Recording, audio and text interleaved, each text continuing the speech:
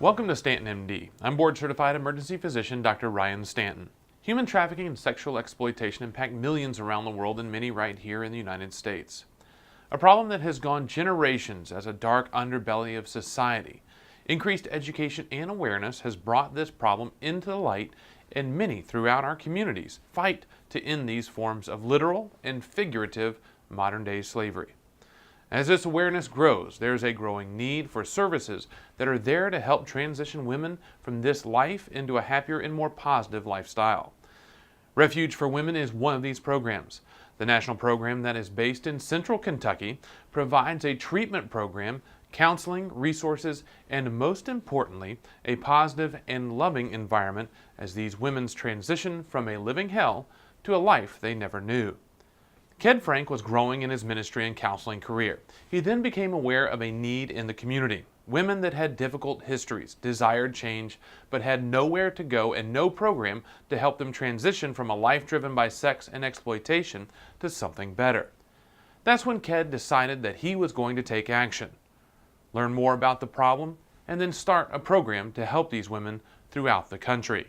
Kind of where we got going was I was working as a minister at a church here in Lexington and saw a need of some people that were wanting to leave a strip club here in town. It was two sisters, and they were reaching out for help and had nowhere to go, and as one of the ministers at the church, I had a chance to interact with them, and we offered them the best we could, which is basically like a meal ticket, an overnight stay at a hotel, but really had very few options. And that began a series of events with me and my wife where our hearts were just really broken over that issue.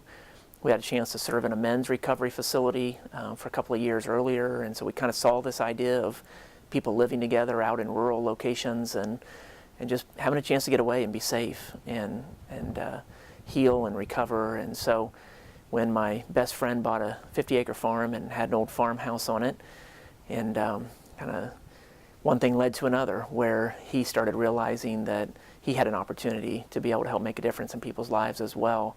They allowed us to use that property, and we renovated it, and that began Refuge for Women, putting women that were leaving the adult entertainment industry, dancing, escorting, prostitution, pornography, bringing them to this farm and just allowing them to start over and have a long-term place that they could heal and just get a vision for what the future could look like.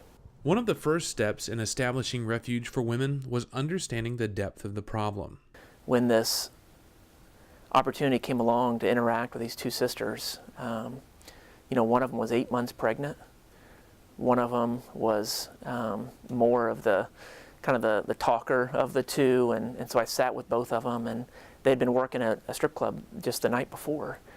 And so it was one of those situations where I'm sitting there thinking, I can't believe that the one sister, 8 months pregnant, was working at a strip club in front of all these guys. And of course, that's just a sickening kind of feeling of just going, something's not right about that. And then the idea of them being sisters, my thought just instantly goes to what kind of environment did they come from that would land two siblings in this kind of place and stuff. And so as we started getting into it, we started realizing that human trafficking was real. Started realizing that a lot of these women got involved in buying and selling sex when they were teenagers, which anyone under the age of 18 is considered a human trafficking victim if they're exchanging sex for commercial goods. And so we started realizing that a lot of these women were considered human trafficking victims. A lot of them had boyfriends that in reality were pimps, and they maybe thought they were able to come and go as they please, and started realizing they were being controlled a whole lot more than they realized. And so it became an education. And so we started this not really fully understanding a lot of what we were getting into.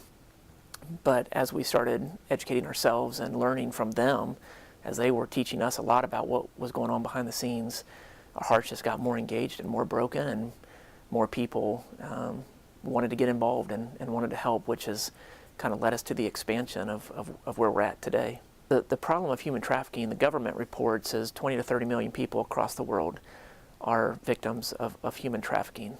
Here in Kentucky, last year alone, we had 266 reported cases of human trafficking.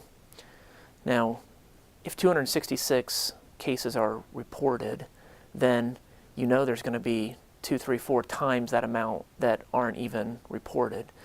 And so it's a big enough problem here in Kentucky that our Attorney General has made it one of his pillars that he wants to be about during his time in office. And so it's an issue that I think because of the drug problem, financial issues, because of what we find is the number one reason, and that's early childhood trauma, sets people up to, if they don't get interventions later in life, they become very, very vulnerable to traffickers. And so I think the online community, because of the internet and because of social media and because of the vulnerability of students that are constantly online, not recognizing the predators that can be there, they become targets for this and stuff. So it's a huge problem across our state, it's a huge problem across the country, and across the world. Once Ked Frank began understanding the problems and challenges, he worked with his wife and many others to create and foster a program that provides these women with a pathway out of some very dark situations. First and foremost, we offer them a safe place. We offer them 3 meals a day, a bed. We offer them a whole lot of loving staff that are going to come around them for a long period of time. And so 9 to 12 months is what we give them when they come, that they're able to stay with us at absolutely no cost in a faith-filled environment, and it's a structured program that we're going to walk with them each day. We're going to provide mental health counseling every single week. We're going to offer them treatment groups, and by the time they're done at Refuge for Women, they're going to have a strategic plan on whether it's schooling, whether it's jobs, whether it's housing, whatever it is that they've identified to us that they want to pursue. We're going to help them do that. Refuge for Women gives women hope, women that may have had few opportunities in the past. The program has helped many, but Ked sees a brighter future with education, prevention, and intervention. Some of the things that we're working towards here in Kentucky, which we're kind of the pilot, and then if things go well, we kind of branch that out into our other sites that are opened up as well too. But our biggest priority right now is we want to start doing more prevention work with students. And so we've kind of set a goal to be in front of 7,500 students here in central Kentucky this school year. And so we're working towards that. So we've been in the schools here in the fall. We're hoping to get more in the spring going.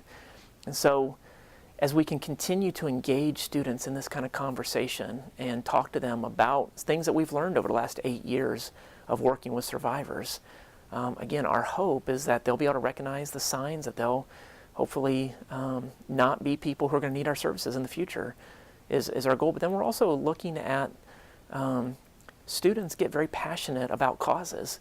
And so we're hoping that maybe even some of these students will want to study this in school, and that some of them will eventually become advocates, and they'll want to, be a voice for people who so desperately need it and stuff. And so we'll kind of see where that goes, but our big thing this year is working with students. And then here in 2018, what we're wanting to accomplish beyond that, we've been providing the long-term care, we've started doing the prevention more, but our next big thing is we're going to open up a crisis house. And so our board of directors last year made the decision that we're going to take one of our houses here that we've been using for the long-term care, we're going to turn it into a crisis house.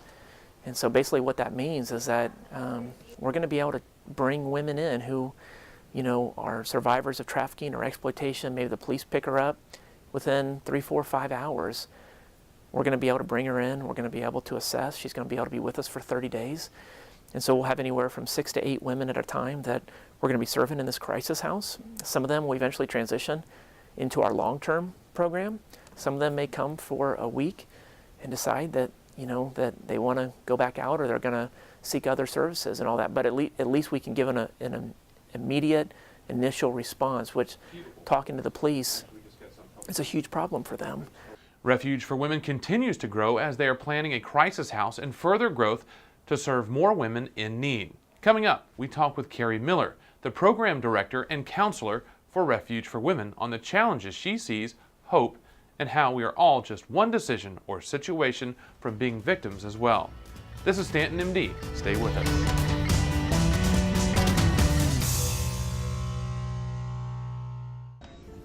It It's always been my passion to become a professional caregiver, but as my priorities shifted, I had to find a way to better navigate my work-life balance. Luckily, LMU's online programs allow me the ability to work at my own pace to further my education and career. LMU provided me opportunities to push my career forward, to help my patients and my family. Advance your career at Lincoln Memorial University. Do you own or work for a business that advances health and safety of the public or its employees? Then you may be interested in becoming a sponsor of StantonMD. There are various opportunities for sponsorship, from the show to the website, social media, print, or a combination. For more information on becoming part of StantonMD, contact Jen at info@StantonMD.com. That's info@StantonMD.com. Now, back to the show.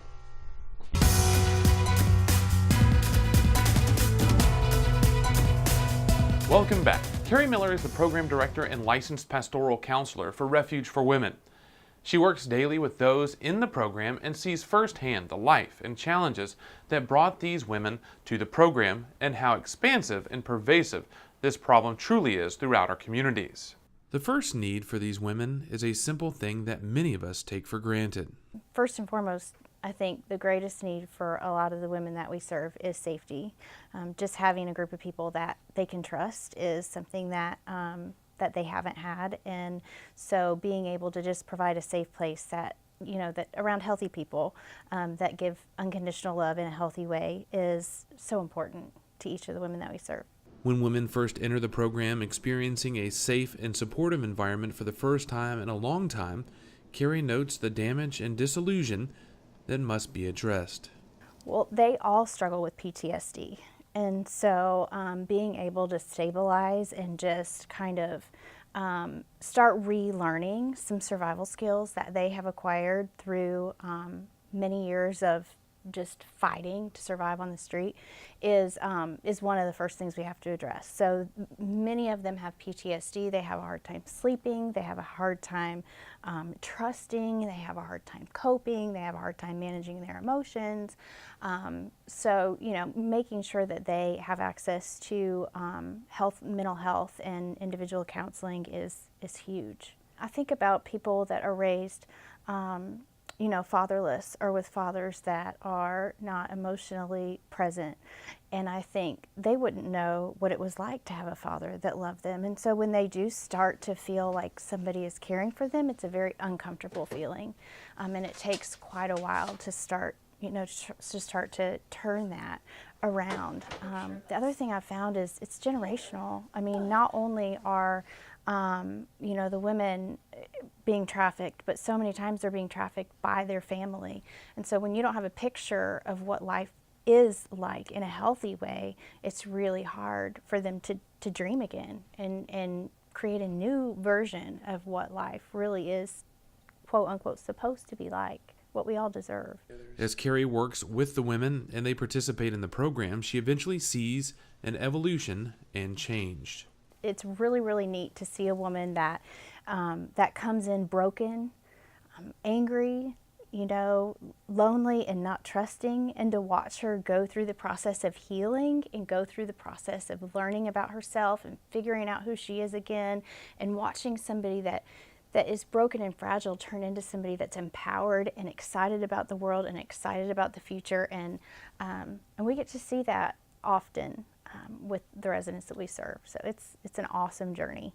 One of the greatest parts of any program is the support of survivors, knowing that others have walked the same path and found a better life on the other end. And also, it's so important that we have survivors involved in the therapeutic process, because there's something about, you know, a survivor to survivor relationship that that just can't be replaced. You know, when you've been through something, it's just really, it's really comforting to know that somebody else has been through the same thing that you've been through. And we have a lot of past graduates that that are involved in our program and that continue to give back. One of the challenges that Carrie Miller sees is the thin line that exists between a good life and a life of abuse and exploitation. She notes that the wrong path only takes one decision. She also notes that our society helps propagate this problem. if we could all just kind of open our eyes to the possibility that things are happening that we maybe don't want to talk about and we don't want to think about, and understand that we don't have to be professionals in any way to help somebody. You don't have to have a degree to have empathy. You know, you can do something from pretty much anywhere and help the situation. And so being open to the fact that this is a situation that's happening nationally, internationally, but also right here in central Kentucky, and then being open to the possibility of doing something. You know, I think people are scared to touch the human trafficking world and the sex industry, and it's not scary at all. These women are just like you and me. They've just had a different life experience. And so, don't be afraid to get your feet wet. Don't be afraid to educate yourself a little bit on some ways that you can get involved and that you can help out. If we can all get in touch with ourselves and know that we are all flawed individuals and we all have pain. Pain is something that we all experience. It might not be the same kind of pain that this person experiences or that person experiences, but to be able to understand we all have a common experience here, and just maybe letting down some of those, I call it image management, you know, those faces that we present to the world, and understanding it could be us. It could be our daughter. It could be our sister. I mean, very easily, it's one choice. We are all one bad choice away, you know, of having our life change forever. And so just understanding that, having the ability to just get rid of what you used to think and open your eyes to what it really is happening in the new generation. Especially with social media. I mean, you can be in the fanciest neighborhood and have the most stable life ever and pick up that phone and have a teenager, within minutes be direct messaged by a potential pimp. And before you know it, you're making really, really bad decisions. And so that's the difference. I mean, there are so many more ways today that the bad guys, right, the traffickers, can get into our daily lives, that we really have to be vigilant about it. And, I do think that the drug epidemic is opening a lot of our eyes, because it's not just happening to people that are homeless and poor. I mean, heroin and opioid addiction is going on. Pretty much all of us in that I know can say that we either know somebody, have a family member that knows somebody. It involves us in some way. It's the exact same with trafficking, and I think we'll see that as we continue to have conversations about it and be open to talking about it. Like I said, removing that barrier of shame and just being able to really tell it like it is. And with social media, we must be even more vigilant to protect children from a technology that exposes everyone to the potential of exploitation. I mean, there's a simple answer and there's a lengthy answer, and the first step is just making sure that all of those safeguards are on that phone, making sure that they know not to talk to anybody that would inbox them, just whatever kind of regulations. I know I have 2 sons, and so we have certain things on our plate that we don't allow and that we do allow, and making sure that they feel like they're safe and accountable and that they can share that stuff with you. But as parents, making sure that you have an open phone policy, that you can check in on them at any time, and just making sure that you do. I think, oh, my boys are great, my boys are awesome, they're getting good grades in school, and surely they're not doing anything, but I check that phone all the time. They know that there's accountability, and so making sure that your kids know that there's accountability, and making sure they understand the danger, and the danger is very, very palpable. We've been in the schools in central Kentucky talking, and when you ask how many of you have gotten a direct message from somebody that you don't know, almost the entire class will raise their hand. And so we have to be so cautious about that. The pictures that we post, I don't even want to tell you the stories that I hear of the traffickers and the women who have been trafficked that just scroll Facebook and Instagram looking for pictures of cute little girls and boys to sell. I mean, it sounds terrible, but it's the 100%, it's true. Refuge for Women is a beacon for women living in very difficult situations, giving them the chance for a new life and a life many thought they could never have.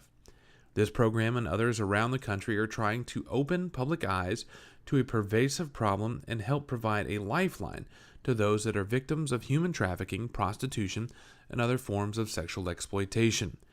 As we close the show today, a final message from Casey Myers to those out there that may find themselves in a life of sexual exploitation, drugs, and negative influences.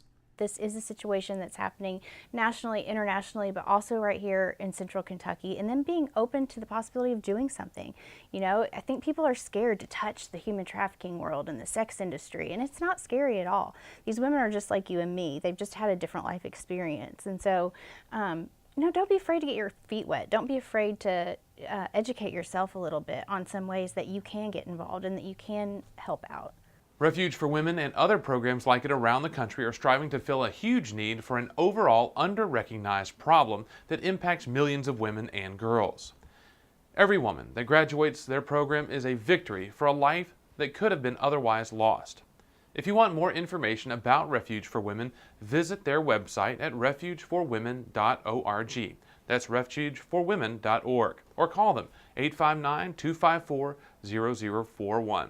That's all the time we have for this episode of StantonMD. Thank you for tuning in. You can catch prior segments and episodes on the StantonMD.com page and at our YouTube channel. Subscribe to the YouTube channel so you can keep up with every episode of the show. You can also join the conversation on social media. Like our Facebook page and follow along at EverydayMed on Twitter. Until next time, I'm Dr. Ryan Stanton, and this is StantonMD.